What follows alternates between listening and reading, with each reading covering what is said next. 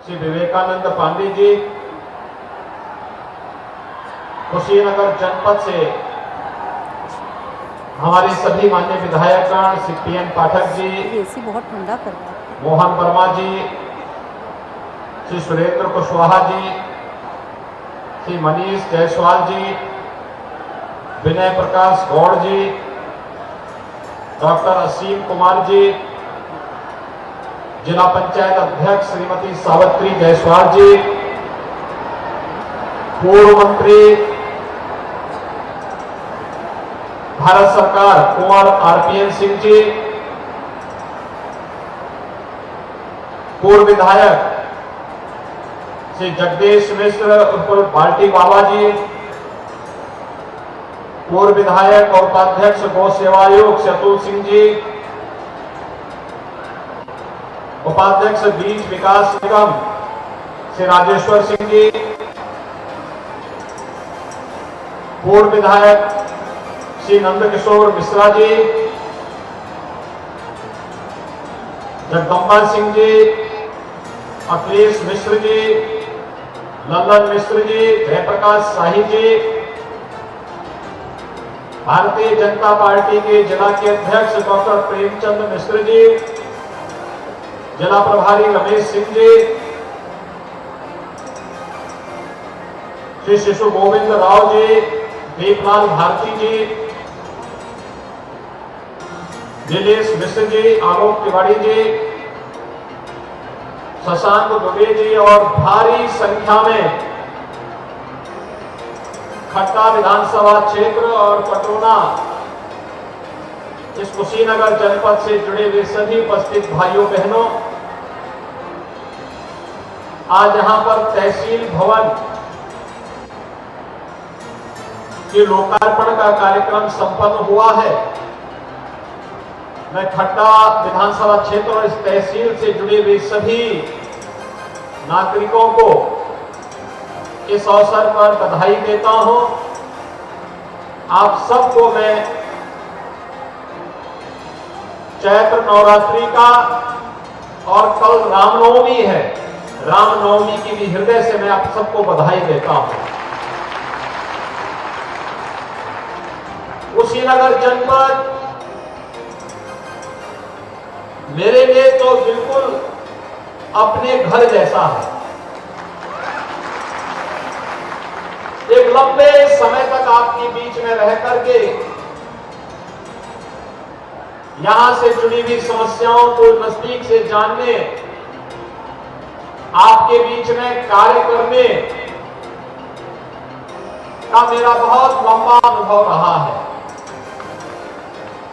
और आपके बीच में रह करके जो कुछ भी मैंने जाना सीखा, आज उसका लाभ उत्तर प्रदेश के सभी नागरिकों को प्राप्त हो रहा है। और कुशीनगर की जो सबसे बड़ी समस्याएं थी उनमें से एक थी इंसेफ्लाइटिस की समस्या। मासूम बच्चे समय कालकलवित होते थे। आज मुझे बताते हुए प्रसन्नता है, आदरणीय प्रधानमंत्री जी के मार्गदर्शन में पिछले 6 वर्षों के अंदर बनाई गई कार्य योजना का परिणाम है अब कुशीनगर हो या देवरिया, गोरखपुर हो या महाराजगंज, पूर्वी उत्तर प्रदेश में कोई मासूम मस्तिष्क ज्वर से दम नहीं तोड़ेगा। हमने उसकी पुख्ता व्यवस्था कर दी है कि इस बीमारी का समूल नाश करेंगे और यहां पर मेडिकल की सुविधाओं को बेहतरीन बनाने का कार्य करेंगे। और इसी के लिए आपके कुशीनगर जनपद में मेडिकल कॉलेज का भी निर्माण हो रहा है। भाइयों बहनों, कुशीनगर में मेडिकल कॉलेज का निर्माण हो एक सपना था, लेकिन आज एक हकीकत बन चुका है। इंटरनेशनल एयरपोर्ट थोड़ा कोरोना के कारण अभी फ्लाइट उस गति से स्पीड नहीं पकड़ पा रही है, अन्यथा अब तक तमाम अंतरराष्ट्रीय उड़ानें कुशीनगर से उड़ती हुई दिखाई देती और खासतौर पर सिंगापुर के लिए, बैंकॉक के लिए, दक्षिण पूर्व एशिया के देशों के साथ ही श्रीलंका से भी मांग आई थी और तमाम अरब देशों से भी मांग आई कि कुशीनगर एयरपोर्ट के साथ हम जोड़ना चाहते हैं, वायु सेवा के साथ जोड़ना चाहते हैं।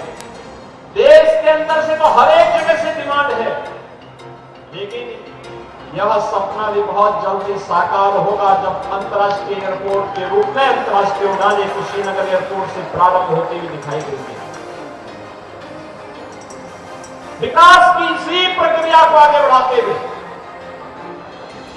जब स्थानीय सांसद श्री विजय दुबे जी ने, श्री विवेकानंद पांडे जी ने मेरे सामने इस बात को कहा कि तहसील भवन जल्दी चालू हो जाए, तो भाइयों बहनों मैंने कहा कि इससे अच्छा अवसर क्या हो सकता है कि हम अष्टमी की तिथि को ही जाकर के जगत जननी मां भगवती दुर्गा का अनुष्ठान भी करें, रामनवमी के एक दिन पहले तहसील भवन का उद्घाटन भी करें और कहते हैं कि भगवान राम मां जानकी को लेकर के इसी मार्ग से होते हुए अयोध्या के लिए प्रस्थान किए थे।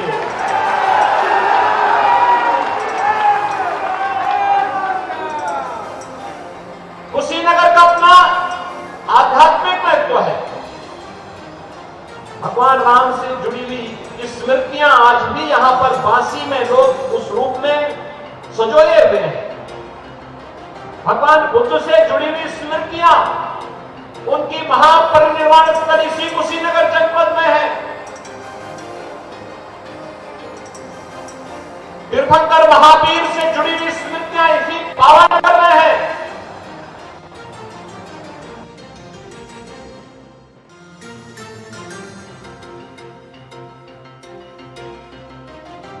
स्मृतियां, उनकी महापरिनिर्वाण स्थल इसी कुशीनगर जनपद में है। तीर्थंकर महावीर से जुड़ी हुई स्मृतियां उत्तर प्रदेश की समृद्धि में योगदान करने के लिए अपनी कृषि की सर्वाधिक उपजाऊ भूमि के माध्यम से लाखों लोगों के हाथों को कार्य देने वाली विकास की प्रक्रिया को आधुनिक तरीके से आगे बढ़ाने वाले प्रगतिशील किसानों के कारण कुशीनगर जनपद की अपनी एक पहचान है। और भाइयों बहनों, आज जब मैं आपके बीच में यहां पर आया हूं तो मुझे रामनवमी के एक दिन पहले आपके बीच में आकर के तहसील भवन के उद्घाटन करने का सौभाग्य प्राप्त हुआ है। मैं इसके लिए आप सभी को हृदय से बधाई देता हूं, अपनी शुभकामनाएं देता हूं। आज आपने देखा होगा बहुत सारे सुधार हो रहे हैं देश के अंदर। ये रिफॉर्म आज की आवश्यकता है।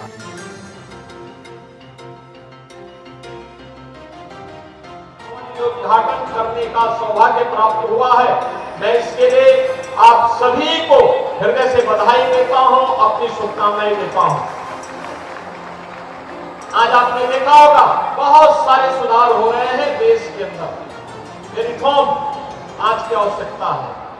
एक गरीब को न्याय मिले, एक वंचित को न्याय मिले, उसको शासन की सुविधाओं का समयबद्ध तरीके से शासन की सुविधाएं प्राप्त हो। आपने कोरोना महामारी के दौरान देखा होगा जब पूरी दुनिया कोरोना से भयभीत थी, थर-थर कांप रही थी, तब भारत मजबूती के साथ अपने नागरिकों के साथ खड़ा था। उत्तर प्रदेश के अंदर हम लोग तब जनपद में जाकर के, गांव में जाकर के भारतीय जनता पार्टी का कार्यकर्ता, हमारे सांसद, हमारे विधायक अपने नागरिकों की सुरक्षा के लिए अपनी जान को जोखिम में डाल करके प्रधानमंत्री मोदी जी के नेतृत्व में पूरे देश के अंदर अलग जगाने का कार्य कर रहे थे। लोगों की सुरक्षा के लिए अपने आप को दांव पे लगा रहे थे। परिणाम साफ था, फ्री में टेस्ट, फ्री में उपचार, फ्री में वैक्सीन, और देश के अंदर 80 करोड़ लोगों को और उत्तर प्रदेश में 15 करोड़ लोगों को फ्री में राशन की सुविधा का लाभ भी दिया जा रहा था। भाइयों बहनों, पहली बार हुआ है किसी महामारी के दौरान कोई भूखों नहीं मरा। महामारी के बाद भी कोई भूखमरी की नौबत नहीं आई। किसी भी संवेदनशील सरकार की पहचान इसी बात से की जा सकती है कि विपत्ति में सरकार आपके साथ खड़ी थी। आवासीय सुविधा का लाभ हर एक नागरिक को प्रदान किया जा रहा है और कुशीनगर जनपद तो सर्वाधिक मुसहर बहुल्य जनपदों में से एक है। मुसहर जाति के लोगों के पास जमीन के पट्टे नहीं, आवास बनाते कहां? आज ये व्यवस्था बनाई गई है। पहले तो पीएम स्वामित्व योजना के अंतर्गत गांव में जहां पर व्यक्ति का घर है, अगर मकान टूट गया, क्षतिग्रस्त हो गया है और फिर से मकान बनाना चाहता था तो कोई दबंग वहां पे नहीं बनने देता था।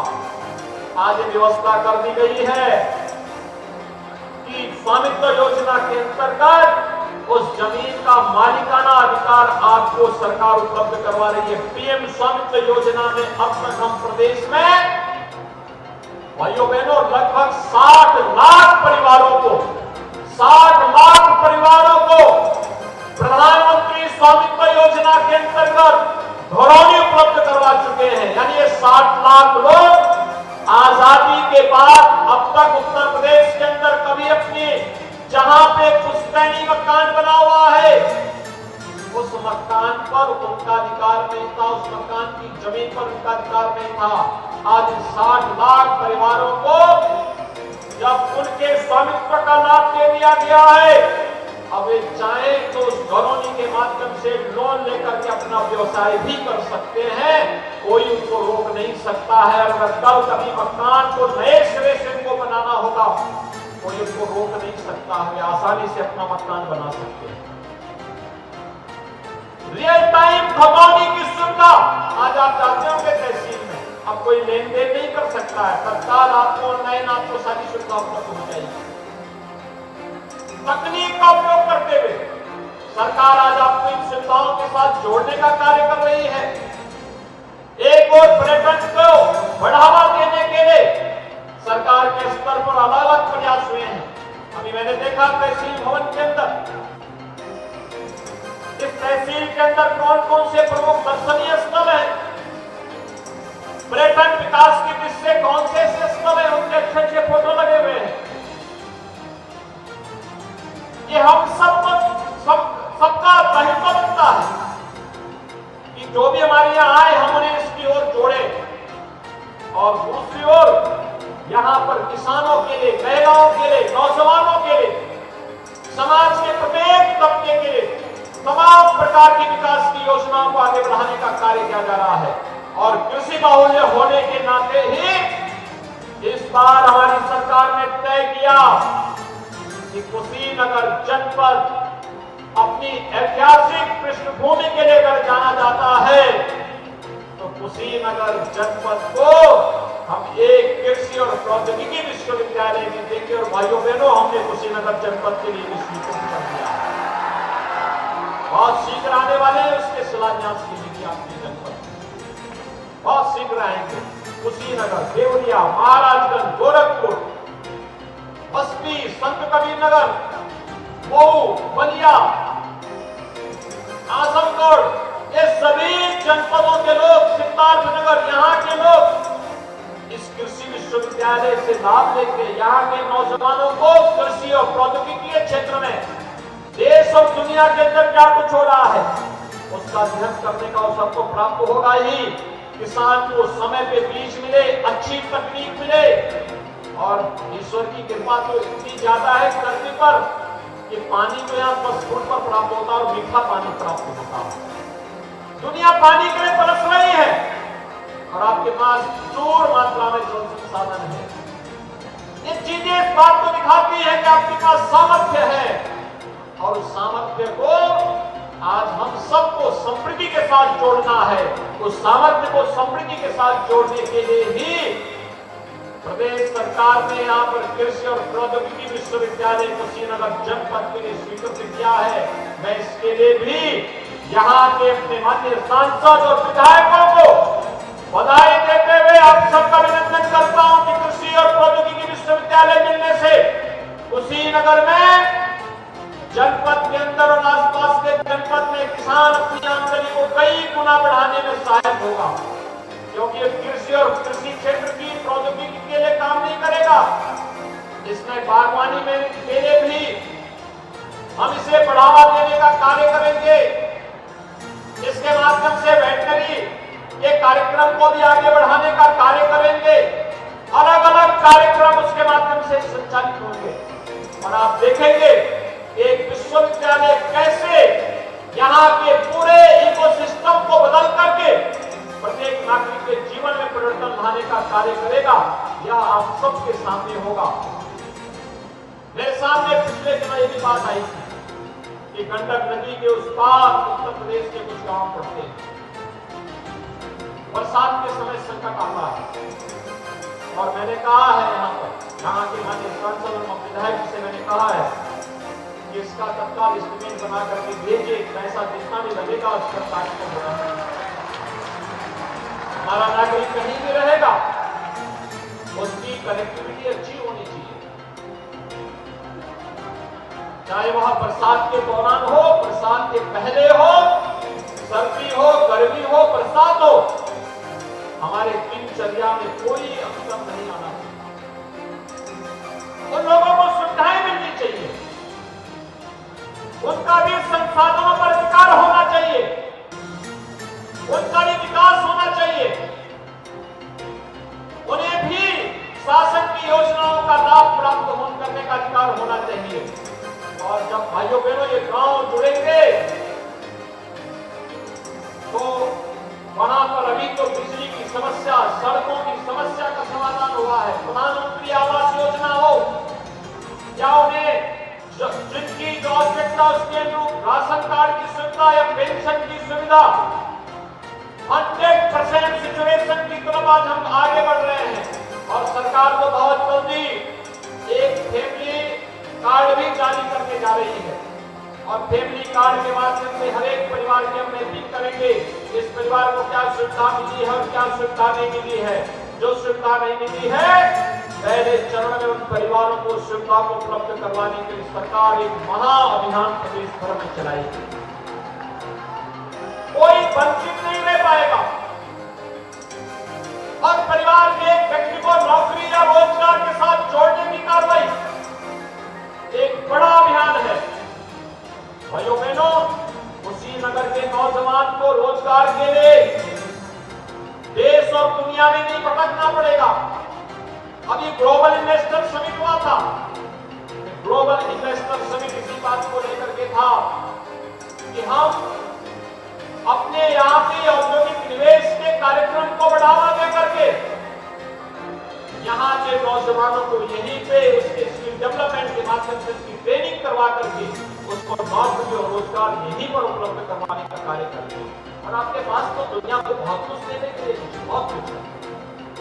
बायोफ्यूल के माध्यम से, इथेनॉल के माध्यम से ये जितनी चीनी मिलें यहाँ की है, ये चीनी मिलें ठीक ढंग से काम करना प्रारंभ करे और इथेनॉल का भी निर्माण करें। जितनी चीनी मार्केट की आवश्यकता है, देश की आवश्यकता, उसकी चीनी बनाएंगे, शेष इथेनॉल का निर्माण करेंगे।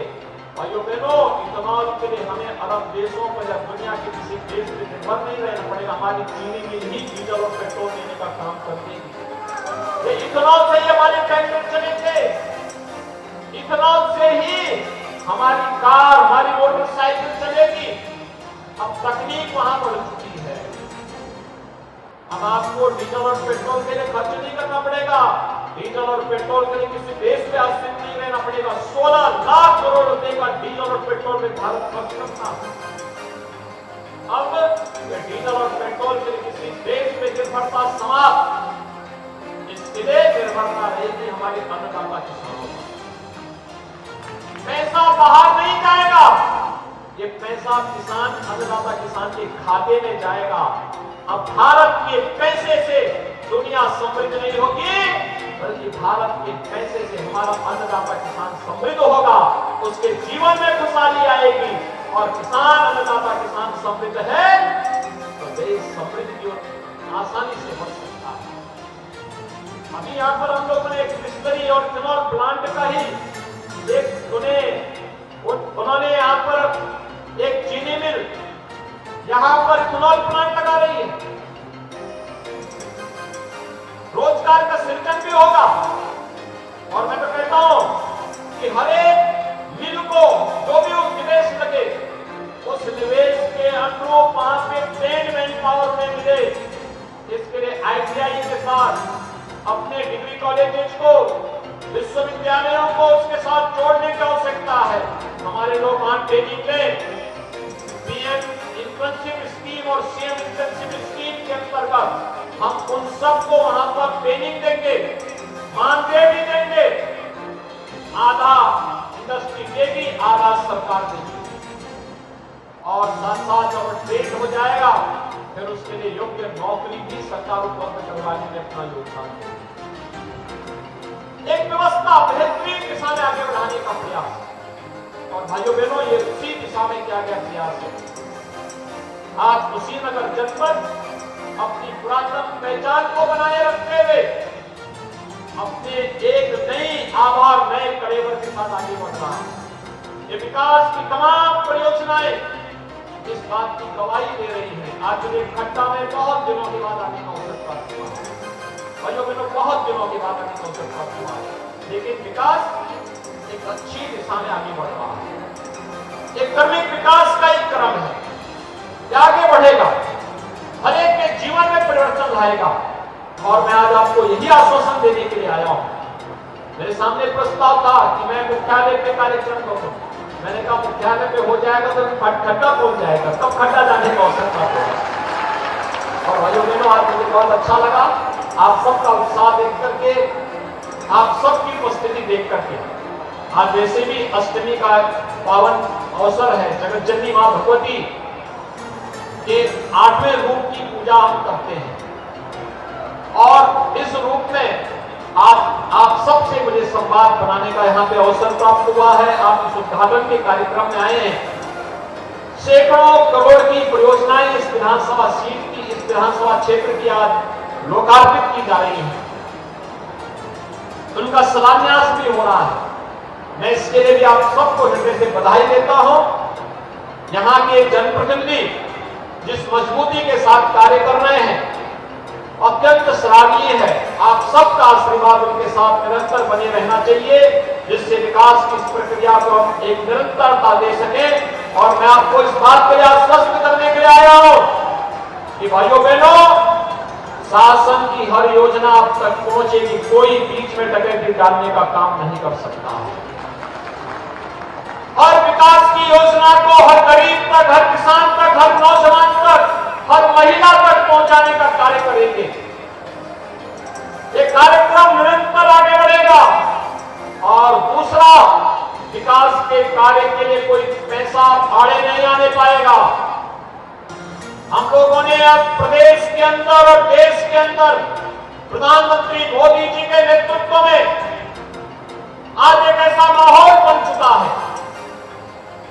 मां लक्ष्मी की ऐसी कृपा हो रही है कि अब हमारे पास किसी चीज की कमी नहीं होती है। अब तो संकल्प लेने की आवश्यकता होती है। एक संकल्प के साथ जब हम आगे बढ़ते हैं तो भाइयों बहनों, विकास कार्य के पैसा कहीं आड़े नहीं आ सकता है।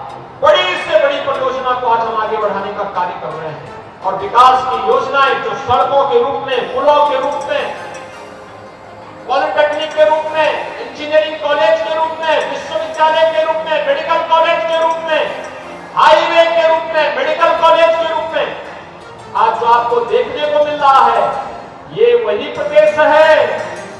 इस प्रदेश में विकास में पैसा खर्च नहीं होता था। ये पैसा कुछ चंद लोगों की जेब में चला जाता था। ये जो राशन मिल रहा है ना, ये राशन भी कुछ चंद लोगों की जेब में चला जाता था। और पर्व और त्योहार आज आप देख रहे हो कितने हजारों की संख्या में आप हैं, पूरी निश्चिंतता के साथ में, उत्साह और उमंग के साथ आए हैं।